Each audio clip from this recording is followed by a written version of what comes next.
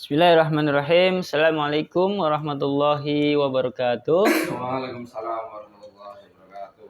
Alhamdulillah kita kembali bertemu di dalam diskusi fikih kita. Melanjutkan masih dengan kitab terjemah Fathul Mu'in karya Syekh Zainuddin Al-Malibari. Seperti biasa kita awali dengan bacakan suratul Fatihah, bertawassul kepada Rasulullah SAW sekaligus menghadiahkan suratul Fatihah tersebut untuk sahibul kitab. Ila hadratin Nabil Mustafa Sayyidina Muhammadin sallallahu alaihi wasallam wa ala alihi wa azwajihi wa dzurriyyatihi wa ahli baitil kiram. Summa khususan hadiatan ila ruhi Syekh Zainuddin bin Abdul Aziz Al-Madibari Al-Fanani. Wa usulihim wa furihim wa ahli silsilatihim syalillahi lahumul Fatihah. A'udzu billahi minasyaitonir rajim. Bismillahirrahmanirrahim. Alhamdulillahi rabbil alamin arrahmanir rahim maliki yaumiddin. Iyyaka na'budu wa iyyaka nasta'in. Ihdinas siratal mustaqim. Siratal ladzina an'amta 'alaihim ghairil maghdubi 'alaihim waladdallin. Berikutnya kita membahas tentang ghanimah atau harta rampasan perang. Tatimmah fi qismatil ghanimah ma akhadnahu min ahli harbin.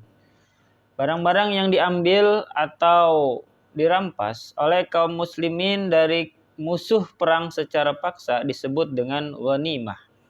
Jadi ketika perang Badar, perang Uhud kan banyak tuh berserakan mungkin pedang dari besi, dari emas dan segala macam, itu menjadi harta rampasan perang atau perbekalan musuh, ya kan? Wa illa fahuwa fai'un wa minal awali ma akhadnahu min darihim ikhtilasan aw sirqatan alal asah. Bila tidak demikian, yaitu diambil bukan dari kafir harbi atau diambil tanpa paksa, disebut dengan fa'i. Jadi kalau diambil secara paksa dari kafir harbi itu kafir yang memerangi. Kalau diambil paksa namanya ghanimah. Tapi kalau bukan dari kafir harbi, ya diambilnya tidak secara paksa, itu namanya fa'i. Fai'un. Wa minal awal, barang yang diambil kaum muslimin dari perkampungan orang-orang harbi dengan cara mencopet atau mencuri termasuk ghanimah menurut pendapat yang paling benar. Jadi mungkin ketika kondisi perang seperti itu diperbolehkan kita mengambil harta-harta musuh tersebut sebagai cara untuk mengurangi kekuatan si musuh tadi. Khilafan lil Ghazali, berbeda dengan pendapat Imam Ghazali, wa imamihi, dan imamnya yaitu Imam Haramain, haitsu qala, menurut mereka, innahu mukhtasun bil akhidhi bila takhmisin. Barang yang diambil dengan cara mencopet atau mencuri itu dikhususkan hanya untuk yang mengambilnya. Wada ibnu Rif'ah tanpa dibagi 5. Menurut pengakuan Ibnu Rif'ah, jadi dibagi 5 itu berarti untuk ghanimah nanti dibagi 5%, 5 bagian. Bagian-bagiannya untuk siapa saja di depan insyaallah dijelaskan. Dan menurut Ibnu Rif'ah al-ijma' alaih, pendapat Imam Ghazali ini dan imam merupakan pendapat yang ijma'. Wa minatsani, harta yang dipungut dari kafir zimmi, pungutan per 10, tijaratin wa tirkatu murtadin, dari perdagangan dan tirkah orang murtad termasuk dalam harta fai'un. Nah, ini masih memperdebatkan apa sih definisi ghanimah. Tadi ghanimah itu satu pendapat adalah harta rampasan perang yang diambil secara paksa. Kemudian Imam Ghazali bilang bahwa harta rampasan perang itu bukan yang diambil secara paksa, atau di sini dimaksudkan itu antara ghanimah dengan fai'un. Kalau fai'un tidak secara paksa, artinya tidak dalam kondisi berperang. Kalau ghanimah dalam kondisi berperang.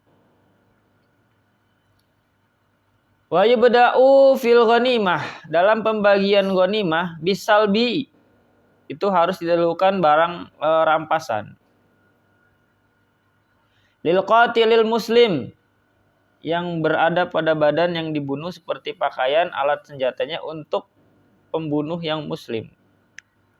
Dalam pembagian ghanimah itu harus didahulukan barang rampasan perang untuk pembunuh yang muslim tanpa dibagi 5.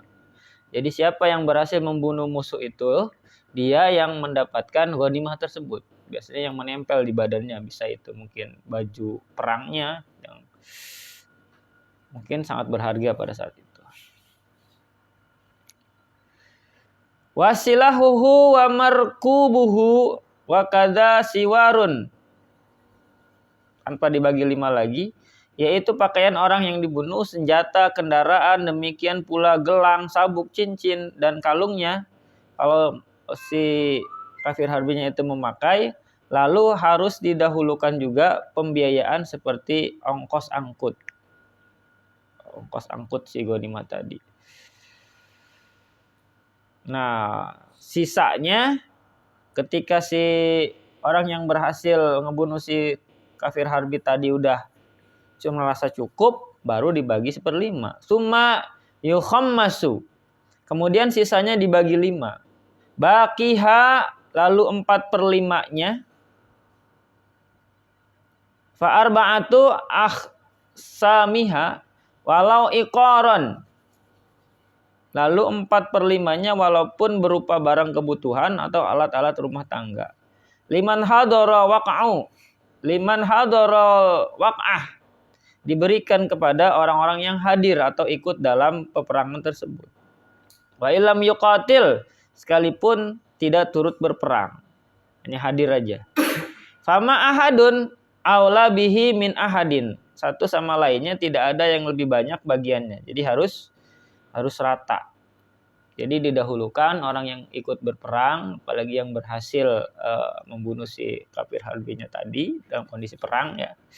Baru setelah itu dibagi dengan jamaah yang lain 1/5-nya.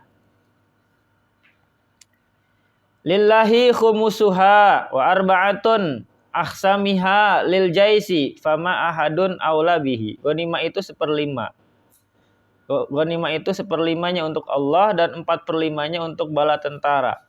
Tiada orang pun yang lainnya yang lebih berhak. Jadi dibagi 5, 1/5-nya buat Baitul Mal, buat keperluan umat, ya, buat masjid segala macam mungkin, buat ongkos perang berikutnya, ongkos syiar gitu kan. Lalu 4/5-nya dibagikan kepada jamaah yang ikut, yang hadir dalam peperangan tersebut, walaupun dia nggak ikutan perang, cuma hadir.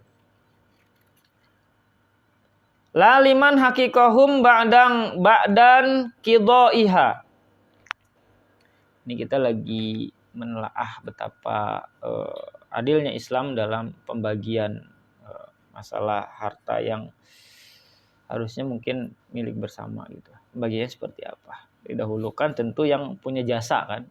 Didahulukan yang punya peran besar, baru setelah itu dibagi ke yang lainnya. Tidak boleh diberikan kepada orang yang menyusul sesudah selesainya perang. Nah, jadi kalau ada golongan yang baru datang setelah perang beres, itu nggak kebagian tuh. Pokoknya yang hadir on time pada saat perang itu dia dapat. La liman hakikahum ba'dan qidaiha. Misalnya orang-orang munafik mungkin kan datang biasanya terakhir tuh. Walau qabla jam'il mali wala liman mata fi asna'il qital. Walaupun sebelum mengumpulkan harta ghanimah. Tidak boleh pula diberikan kepada orang yang mati pada pertengahan perang sebelum menghalau musuh-musuh.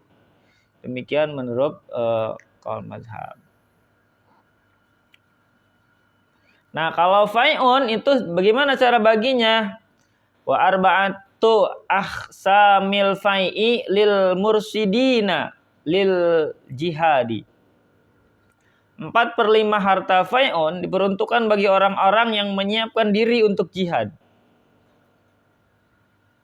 Wa khumusuhuma yukhammasu sahmun. 2/5-nya dibagi 5. 2/5-nya lagi dibagi 5. Bentar nih. 4/5 harta fai'un diperuntukkan bagi orang yang menyiapkan diri untuk jihad. 2/5-nya lagi dibagi 5 untuk dibagikan kemaslahatan umum seperti menguatkan benteng pertahanan, memelihara benteng, masjid, gaji kodi dan seterusnya. Ya. Yang sibuk menuntut ilmu syara dan ilmu alat seperti nahwu dan seterusnya. Walaupun taraf permulaan sibuk menghafal Al-Qur'an, kebagian semua nih. Untuk harta fai'un. Kalau fai'un tadi kan tidak dalam kondisi perang ya. Lil masalihi, jadi untuk kemaslahatan umat. Kasaddin, gharsin, ya. Seperti menguatkan benteng pertahanan. Wa imarati hisnin, memelihara benteng. Wa masjidin, untuk keperluan masjid.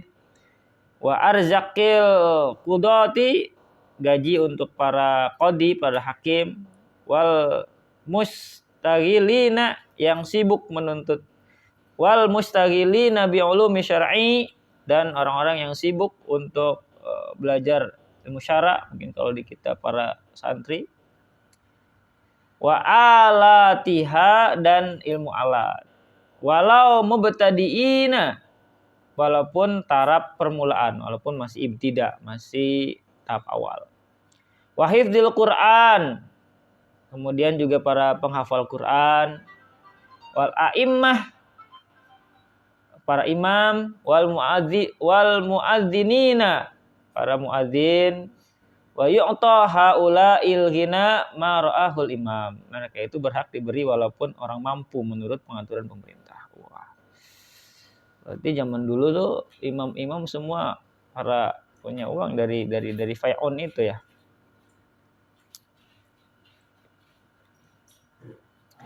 Wa yajibu taqdimul ahammi mimma dzukira. Wajib mendahulukan orang yang lebih penting di antara semua itu.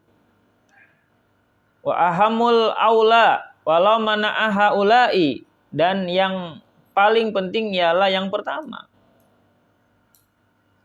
Hukukuhum fi baitil mali, untuk pertahanan. Kalau pemerintah melarang mereka dari hak tersebut, maka hak-haknya dari baitul mal. Utiya ahaduhum, salah seorang di antara mereka, min husyai'an, dapat diberi sesuatu dari jazalahu, dari baitul mal tersebut. Mereka boleh menerimanya selama tidak melebihi kecukupan. Malam yazid ala kifayatihi wa alal mu'tamad miknurul mu'tamad. Jadi didahulukan prioritasnya, ya, skala prioritasnya adalah orang-orang yang penting, terutama untuk pertahanan negara. Jadi tentu orang-orang yang tentaranya lah gitu. Mereka yang diutamakan untuk masalah harta rampasan perang maupun fai'un dari golongan-golongan yang tadi itu, ketimbang imam masjid atau muadzin dan seterusnya. Wasahmu lil Hashimi, sebagian untuk keturunan Hashim. Wal Mutalibi, dan Abdul Muttalib. Lidzakari minhuma, bagian seorang anak laki-laki. Mislu hazil unsayain, sama dengan bagian dua orang anak perempuan. Kayak waris ya. Walau agniya'a, walaupun mereka orang kaya. Wasahmu lil fuqara'i, sebagian lagi untuk kaum fakir. Al yatama, yang yatim. Wasahmu lil miskini, sebagian untuk kaum miskin. Wasahmu libni sabil, dan sebagian untuk ibnu sabil. al-fakir dalam kondisi kefakiran. Jadi kita lagi melihat gambaran bagaimana zaman Rasulullah ketika peperangan itu, ketika ada harta rampasan perang ataupun fai'un, harta-harta dari kafir yang diserahkan secara sukarela, itu semuanya dibagikan untuk kemaslahatan umat ya, dan di situ ada prioritas-prioritasnya. Walaupun mungkin kedengarannya seolah materi ini dalam keseharian kita tidak terpakai, dalam arti tidak relate gitu kan. Tapi bukan gak mungkin kondisi serupa 10-20 tahun lagi, naudzubillah min dzalik ya, itu bisa kejadian. Nah, Quran lewat Islam itu udah mengatur tata caranya. Gitu. Kayak sistem perbudakan. Ya kan, amat segala macam itu kan adanya di zaman Rasul. Zaman sekarang kan alhamdulillah perbudakan itu udah enggak ada. Tapi kita nggak pernah tahu kondisi dunia 10-20 tahun kemudian, mungkin ada perang dunia ketiga atau apa. Maka hukumnya sudah ada. Jadi bukan berarti Qur'annya udah nggak relevan. Nah ini hati-hati nih. Wah ada kok di Qur'an perkataan ajaran yang tidak relevan, contohnya tentang perbudakan, tentang seterusnya itu. Nah, aturannya sudah ada. Nah ketika kejadian tinggal kita pakai gitu. Jadi sudah jelas.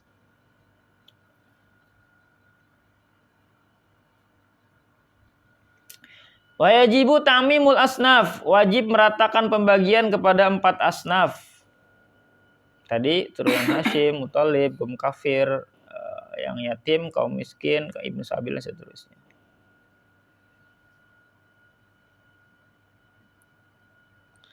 Wah, isinya salah cetak. Masa di sini kaum kafir dapat? Kaum fakir maksudnya, ya. Na'am yajujut tafawutu, betul demikian boleh membedakan pembagian antara perorangan dari suatu asnaf selain kerabat dekat, tetapi tidak boleh berada antara asnaf. Walau qallal hasilu, kalau hasil fai'nya sedikit, haitsu law umma lam yasudda masaddan, bila diberikan kepada seluruh mustahik, tidak akan menutup semua kebutuhan. Lalu bagaimana? Maka harus ditentukan yang paling membutuhkan saja. Jadi skalanya adalah bagaimana fai'un itu bisa membantu orang yang sangat membutuhkan. Jadi dalam Islam yang menjadi prioritas adalah keterbatasan, kemendesakan ya.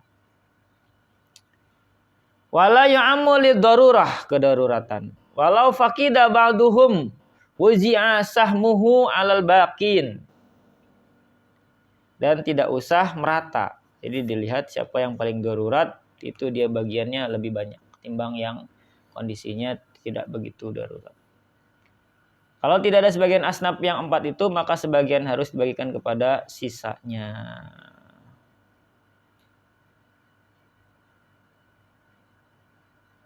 Fai'un. Masih tentang ghanimah. Masih lumayan. Wa yajuzu indal a'immatis salasah.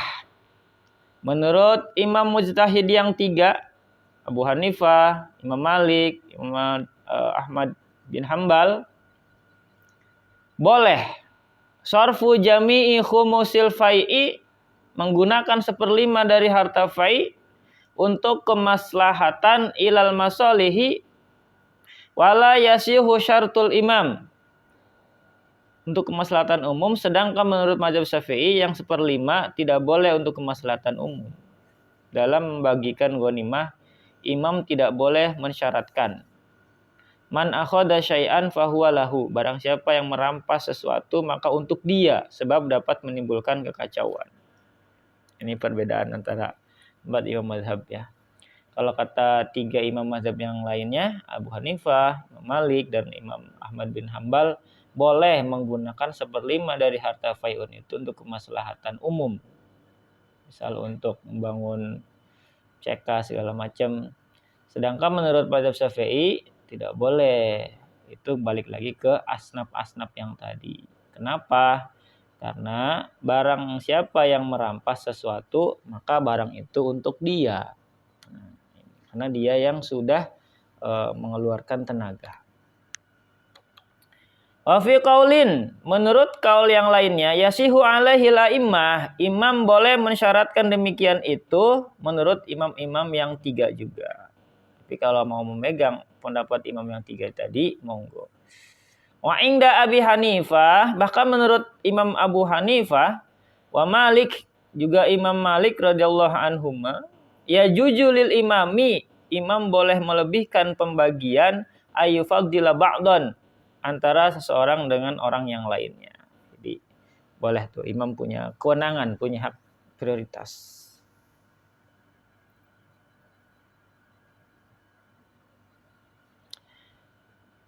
Far'un, cabang. Ada pertanyaan tentang Ghanimah dan Fai'un? Wah, sepi nih kayaknya. Biar cepat ke ini, ke bab puasa ya. Insyaallah ke depan udah masuk ke bab puasa. Berapa bulan lagi kita puasa? Sebulan setengah? Nggak nyampe. Sebulan semingguan ya?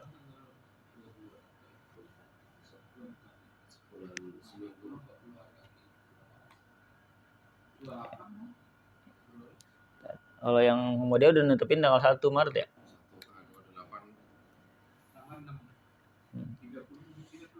Tapi masjid sudah jadwalnya juga tanggal 28 terakhirnya. Ya.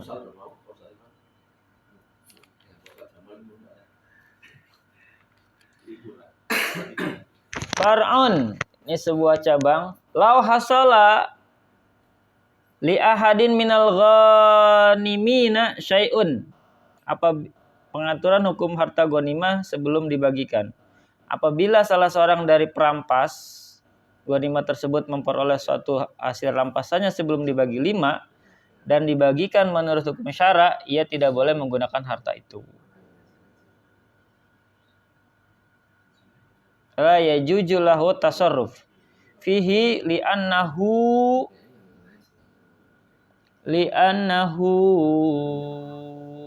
sebab harta itu termasuk barang serikat. Li'annahu mustarakun bainahum wa baina ahlil khumus,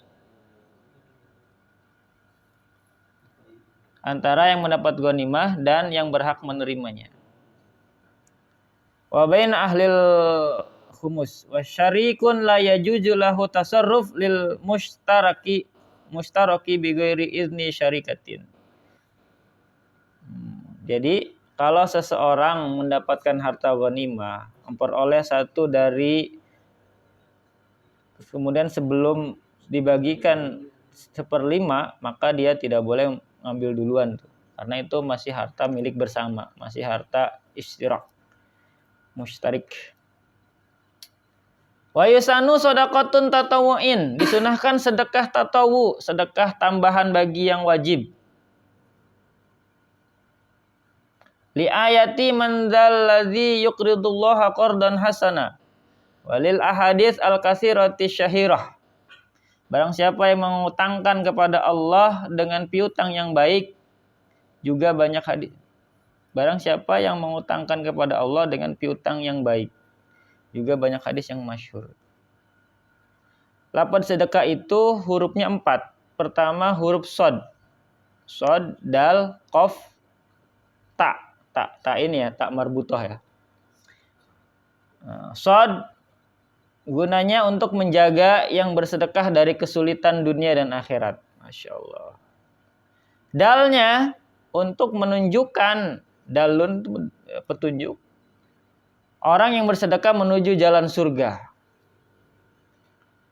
Qafnya untuk mendekatkan yang bersedekah kepada Allah. Taknya untuk menunjukkan yang bersedekah kepada amal soleh. Ini arti dari sedekah ya.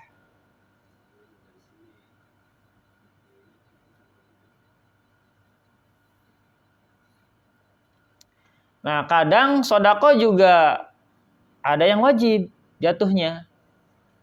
Kalau hukum asalnya sunnah. Tapi ketika kena kondisi seperti ini maka jadi wajib. Kapan? Waqad yajibu. Kadang-kadang hukum sodakoh berubah menjadi wajib.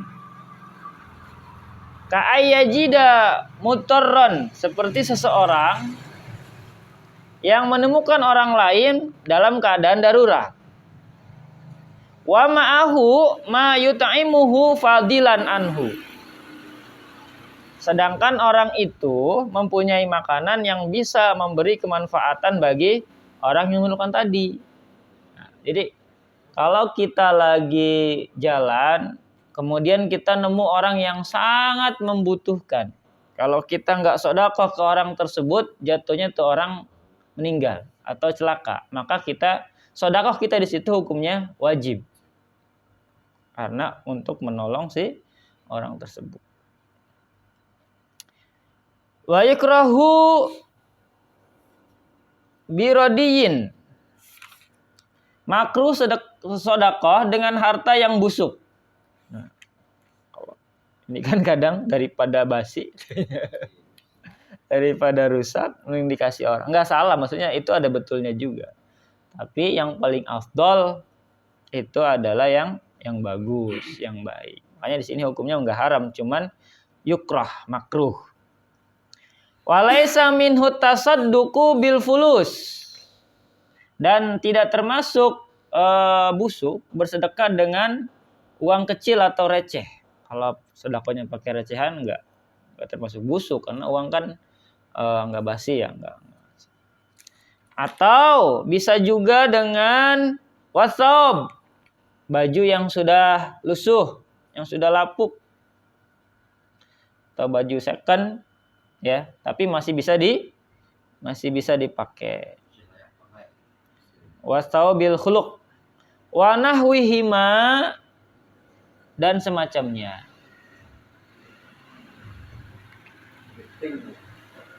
Bal yang bagi bahkan sebaiknya Allah yaknifa minat tasadduq bil qalil. Jangan enggan bersedekah karena kita menganggap sedekah kita itu kecil atau sedikit. Jadi sedikit atau banyak ya sedekahin aja. Bagaimana firman Allah dalam surah Ali Imran ayat 92, "Lan tanalul birra hatta tunfiqu mimma tuhibbun."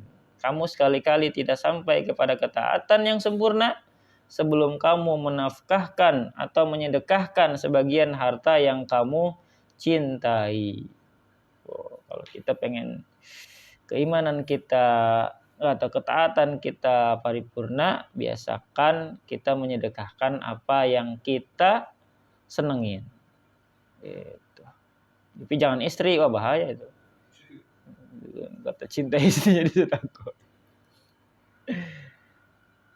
Sabda Nabi Muhammad dalam salah satu hadisnya, la tahkiranna minal ma'ruf fi syai'an. Janganlah kamu menghina terhadap sebagian kebaikan yang sedikit, walau antal qa akhaka biwajhi talqin. Walaupun kamu bertemu dengan saudaramu sambil bermuka manis.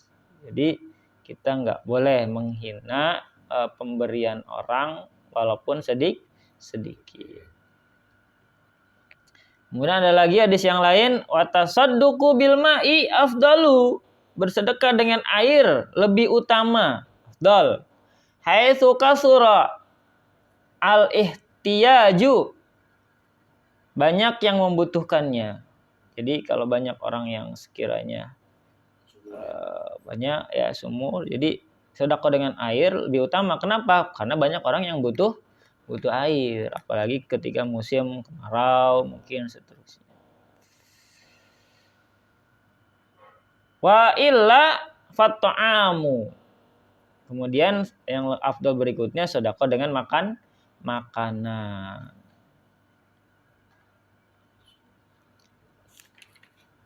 Masih lumayan ini. Kali pertemuan lagi. Nah, kalau berlawanan antara sedekah dan wakaf, Maka mana yang didahulukan? Wakaf apa sedekah?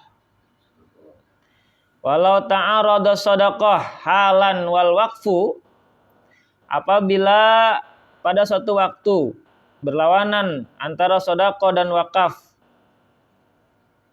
Fa in kana al waqfu waqta hajatin, bila keadaan waktu adalah waktu kebutuhan, wasyiddatin atau waktu sengsara, kesusahan, fal aula, maka yang utama adalah sedekah, lebih utama. Wa illa, jika keadaannya tidak demikian, wa illa fasani, maka sedekah, maka wakaf. Jadi kalau keadaan itu kebutuhan, kesusahan, ya, maka sedekah. Tapi kalau tidak, maka wakaf. Itu yang kesusahan, yang menerima atau yang mau membeli, Pak? Itu pertanyaannya. Coba ditelaah, apa maksudnya nih?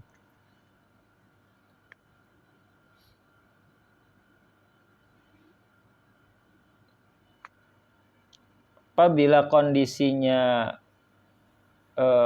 kebutuhan dan kesusahan, maka sedekah. Jika tidak, maka wakaf. Kayaknya lebih kepada yang memberi deh. Jadi dalam kondisi kita butuh, kita juga butuh gitu kan. Kita juga dalam kondisi susah, maka sebaiknya sedekah saja. Tapi kalau kondisi kita berlebih, ya kan? Kondisi kita berlebih, maka kita wakafkan sebagian dari kelebihan harta itu gitu.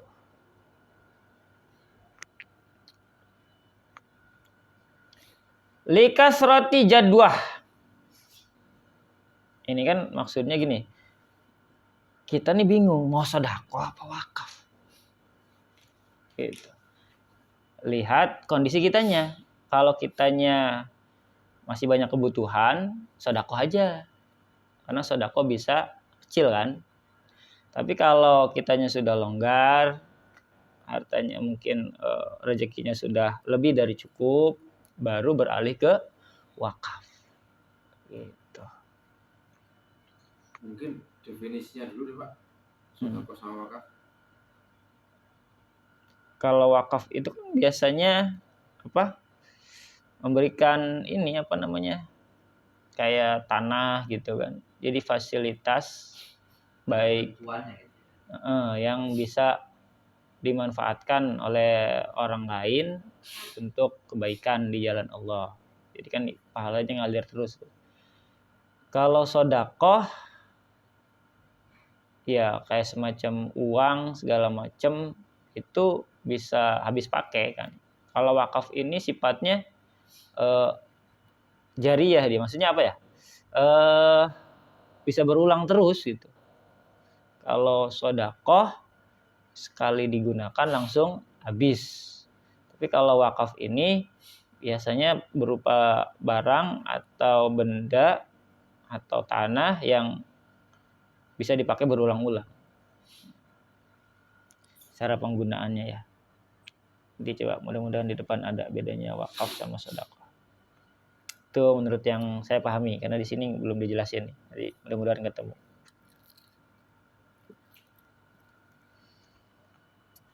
Sebab banyak manfaat itulah kata Ibnu likasrati jadwah. Qala Ibnu Abdus Salam. Itulah kata Imam Abdus Salam dan diikuti wa taba'ahu Zarkasiyu. Wa atlaqa Ibnu Rif'ah. Ibnu Rif'ah memutlakan tarajjuhal awwali li'annahu qat'a khidhihi minal mutasaddaq bihi halan. Karena Ibnu Rif'ah memutlakan pada unggulnya yang pertama yaitu sedekah, karena yang demikian berarti memutuskan haknya dari barang yang disedekahkan seketika. Jadi seketika. langsung putus haknya ketika sudah dipakai di sedekah itu. Kalau wakaf masih ada pertalian terus dengan yang mewakafkan. Yang bagi liragibi, orang yang suka kebaikan fil khair ay alla yakhla kula yaumin minal ayyami minas sadaqah. Orang yang suka kebaikan sebaiknya jangan melewatkan setiap hari tanpa bersedekah. Ini saran buat kita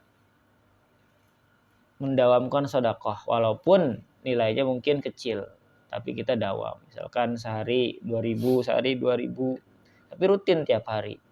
Ya, semampunya. Bima yatasarra wa in qalla, dengan apa saja semampunya, wa in qalla, walaupun sedikit. Wa yang ta'uha sirran afdalu minhu jahran. Memberikan sedekah secara sembunyi-sembunyi lebih afdal daripada terang-terangan. Amma zakah, sedangkan memberikan zakat, fa izharuha afdalu ijma'an. Afdalnya terang-terangan justru kalau zakat. Balikan tuh ya. Supaya apa? Supaya orang jamaah tahu kalau dia sudah menunaikan rukun Islam yang nomor 3, yaitu zakat. Firman Allah, "In tubdus shadaqah fa ni'immahi." Jika kamu memperlihatkan sedekah, atau dalam definisi di sini zakat adalah lebih baik. Jadi kalimatnya sedekah tapi ditafsirkan dengan zakat. Wa in tukhfuha, dan bila kamu menyembunyikannya, wa tu'tuhal fuqara, dan memberikannya kepada kaum fakir, fahuwa khairul lakum, maka itu lebih baik bagimu. Berarti kalau zakat sambil ini Pak ya, oh ini zakat saya nih. Ya, biar jelas. Kalau sedekah enggak usah. Kalau wakaf di terang-terangnya atau enggak? Iya, harus jelas. Jadi yang enggak cuma sedekah aja. Sedekah. Infak. Infak. Apakah? Kurang tahu tuh kalau infak. Kalau infak itu kan biasanya lebih ke keluarga sendiri ya. Kayaknya enggak mesti deh. Kita cari juga terangan yang lain. Sama-sama. Kalau sedekah lebih baiknya enggak di ya. Enggak didetailin gitu, maksudnya enggak usah diumum-umumin. Makanya kadang ada orang yang udah pakai hamba Allah aja gitu. Maksudnya supaya enggak semua halayak tahu gitu.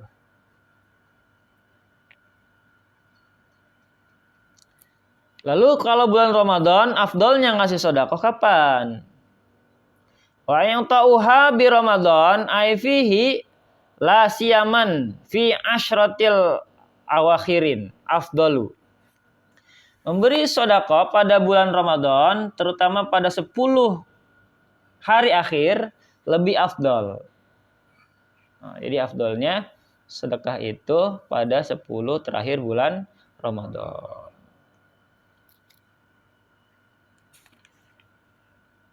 Wa yata'aqqadu aidan fi sairil azminati wal amkinati al fadilah ka asyri Dzulhijjah wal aidain wal jumu'ah kama kata wal Madinah.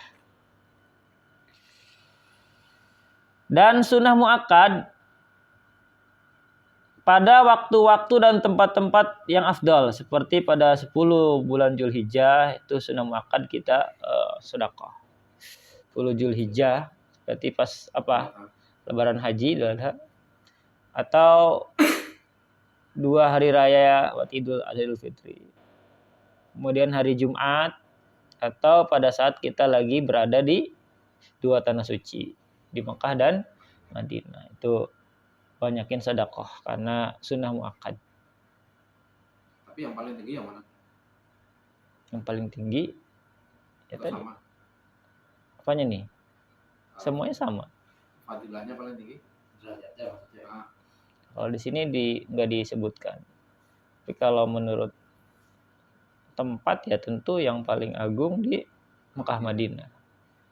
Kalau menurut hari-harinya menurut waktu tadi tuh yang 10 Zulhijjah, hari raya Idul Fitri, Idul Adha, dan di hari Jumat.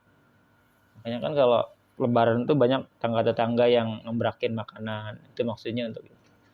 Atau bagi-bagi ke anak kecil, apa namanya, ya persenan gitulah.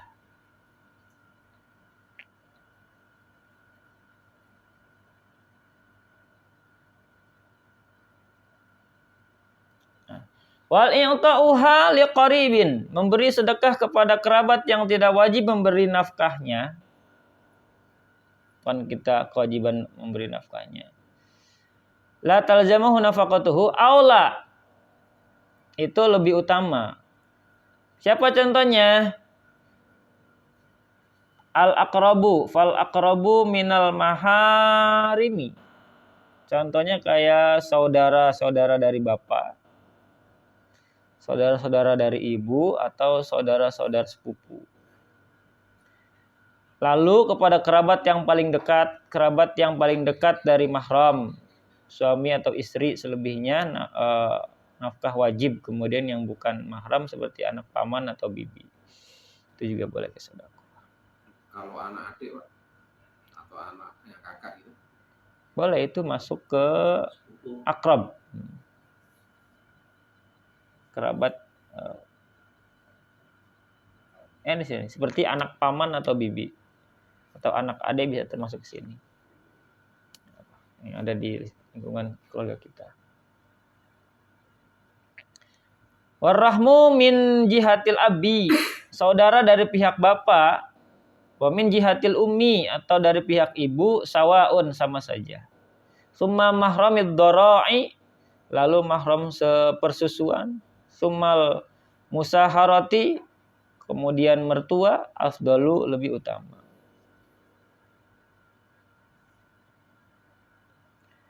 Habis kerabat, wasarfuha ba'dal qaribi,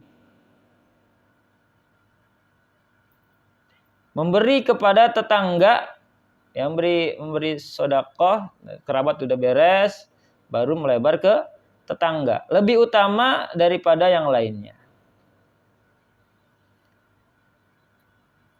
Ilal jar afdalu minhu li ghairi. Fa'ulima, dapat diketahui, annal qaribal ba'ida daru fil baladi afdalu min jaril ajnabiyyi. Sungguhnya kerabat yang jauh rumahnya dari tempat kita tinggal, dari kampung kita, lebih utama daripada memberi tetangga yang bukan kerabat. Jadi kerabat dulu, baru tetangga gitu.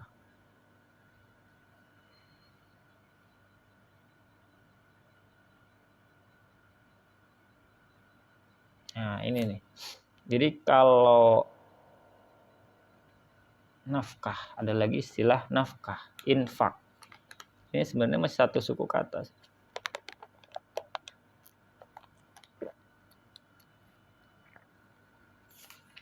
Nah, la yusannu atasadduq bima yahtaju. Tidak sunnah menyedekahkan harta yang dibutuhkan. Bal yahrumu, bahkan haram menyedekahkan harta ilaihi linafaqati wal mu'nati. Bahkan haram menyedekahkan harta untuk nafkah dari biaya orang yang wajib dinafkahinya selama sehari semalam atau untuk membayar utangnya. Tidak sunnah mensodakohkan harta yang dibutuhkan. Bahkan haram menyedekahkan harta untuk nafkah dari biaya orang yang wajib dinafkahi selama sehari semalam atau untuk membayar utangnya, sekalipun utang yang ditangguhkan. Walau muajjalan wa illam yutlab minhu malam yaglim ala dhanni.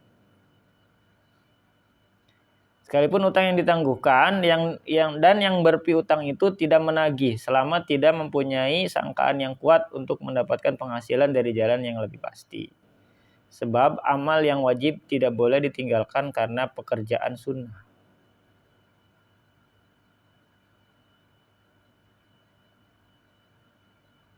Jadi kita punya uang nih. ada kewajiban kita untuk menafkahi keluarga kita kan, keluarga inti dan seterusnya. Tapi kita pengen sodakohin nih, itu nggak boleh tuh. Karena nafkah itu hukumnya wajib, sodako sunnah. Walaupun si orang tadi itu misalkan untuk bayar utang atau apapun alasannya. Karena ketika wajib itu harus lebih diutamakan ketimbang yang sunnah. Itu secara hukum dasarnya.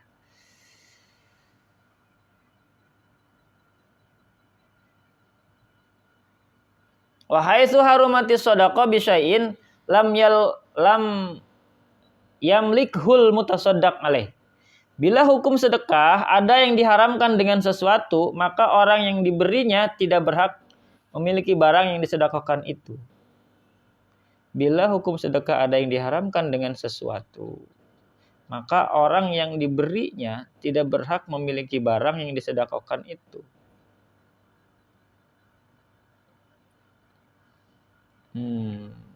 Sedekah misalkan pakai makanan, tapi makanannya dibeli dari uang yang tidak halal. Maka orang yang menerima itu juga tidak berhak menerima sedekah tersebut. Itu kan kalau nggak tahu gimana? Nah, itulah pentingnya kita nyari tahu. Itu kan yang menerima, yang memberi biasanya. Ya, berarti tanggung jawab yang memberi itu. Hasil korupsi kan? Iya. 2,5% sedekahkan. Dia pemikiran biar bersih. Nah, di sini dijawab nih.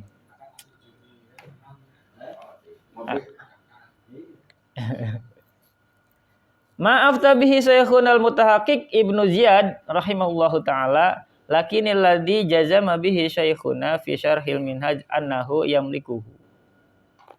Menurut pendapat Syekhuna ahli tahqiq Ibnu Ziyad rahimahullah, akan tetapi menurut penetapan Syekhuna Ibnu Hajar dalam kitab Minhaj, yang menerimanya itu berhak memiliki yang disedekahkannya meskipun sedekahnya haram. Jadi kalau nggak tahu, ya nggak apa-apa. Nah, tadi itu. Lalu kalau sedekah terus dicerita-ceritain gimana? Wal mannu bis sedekah haramun. Muhbitun lil ajri kal adza. Menyebut-nyebut kebaikan sedekah itu hukumnya haram. Sehingga dapat melebur atau menghanguskan pahalanya seperti halnya menyakiti hati orang yang diberi. Jadi ngasih sedekah tapi sambil ngehina yang dikasih. Minta mulu lu nih. Gitu.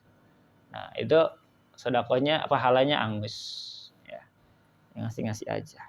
Usah sambil nyakitin orang yang dikasih. Kalau nggak mau ngasih ya nggak usah. Wala la tubtilu shadaqatikum bil manni wal adza. Janganlah kamu membatalkan pahala sedekahmu dengan menyebut-nyebut kebaikan dan menyakiti hati orang yang diberi. Atau disebut-sebut ke orang, wah tadi saya habis nolong orang. Kasih sedekah sekian juta misalkan. Tapi kalau yang dikasihkan itu zakat gimana? Tadi kan boleh kalau zakat. Ini kan kita lagi ngomongin sedekah.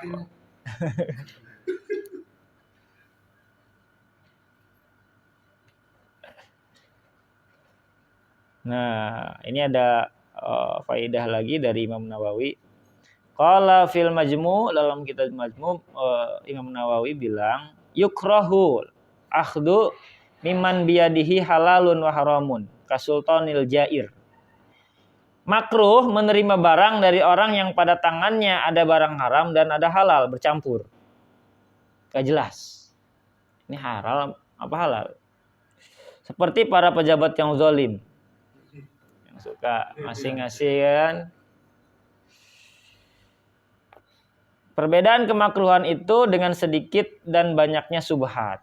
Jadi hati-hati tuh ya. Wala yahrumu, tidak haram menerimanya enggak haram. Illa iyatayaqana, kecuali jika yakin bahwa yang disedekahkan itu barang. Tapi kalau yakin itu dari hasil haram, maka hukumnya jadi haram. Sedangkan menurut Imam Ghazali, wa qaulul Ghazali yahrumul akhdhu, haram menerima pemberian dari orang, mimman aksaru malihi haramun, yang harta kebanyakannya dari barang haram.